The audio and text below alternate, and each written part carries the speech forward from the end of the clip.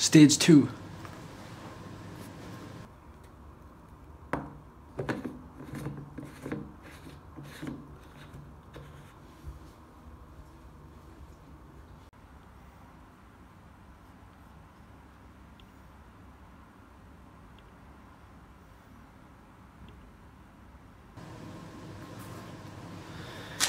So stage 2 runs from Barnsley to Ilkley. We have possibly the first day where the GC shake up. We haven't talked about a race plan yet because of such a late start today. The race didn't start till 2:20, so we're not going to bother with chatting about the race yet until we get to the start. We've got plenty of time in the camper to discuss race tactics. We've got the Côte de Blacker Hill, which comes after like, well, 10k, maybe less than that, which is a fair climb. It's something like 3k, 3-4%. It's on a main road though, so potentially it could be a lot of attacks. Well, the brake probably won't have gone by then, or it might go on that climb.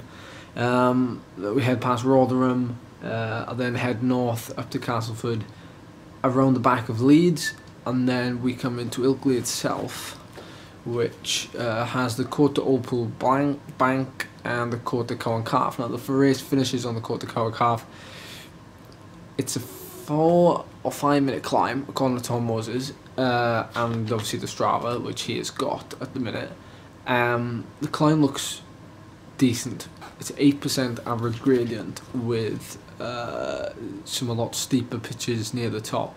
It's also exposed and it's dead straight, and today we have a tailwind up it, or at least I think we do, which kind of suits the purest climb, well, not the purest climbers, but it's always harder in a tailwind because a climber can, you know, push his power, and even though this isn't a climber's climb, even the strong men like Van Avermaet and those, you know, they could easily get up this in the top 3. So, by the way, we are staying in the same hotel for the whole race, which is kind of like a cyclist dream. So we don't have to move. We don't have to move suitcases. We don't have to pack or anything like that. So it's a lot easier.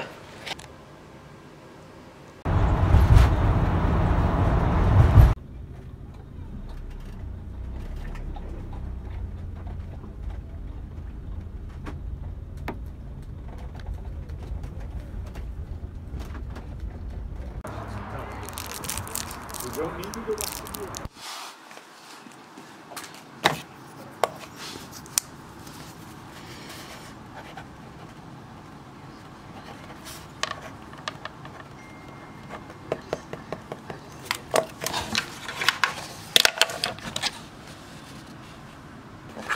So today's stage ended in, well, what can only be described as a massive fight to get into the last climb.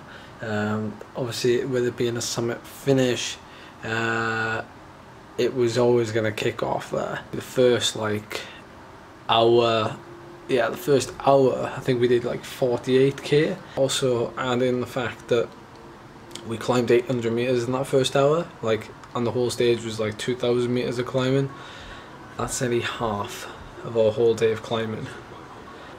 Some of us were going to go off the break, and then we were going to look after Edmund Bradbury for his kind of GC attempt today, or at least, you know, see how the legs were.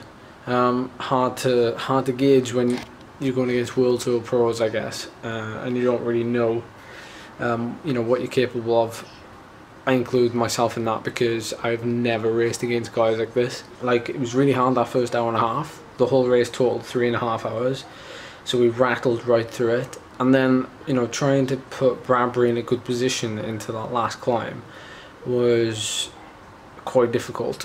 We tried, and we haven't had a debrief yet because it's 8 o'clock. We haven't even gone for dinner, but because we didn't know, you know, how we climb against these guys, and we hadn't really tested our legs. We didn't really know who was going to have the legs. So although you can say, you know, we're going to ride for somebody, it's all very different when you actually get there. So I think for me personally, that's probably as hard as I can go for 5 or 6 minutes. It was 6 minutes for the whole climb, but we were actually on it, I suppose, 4 minutes.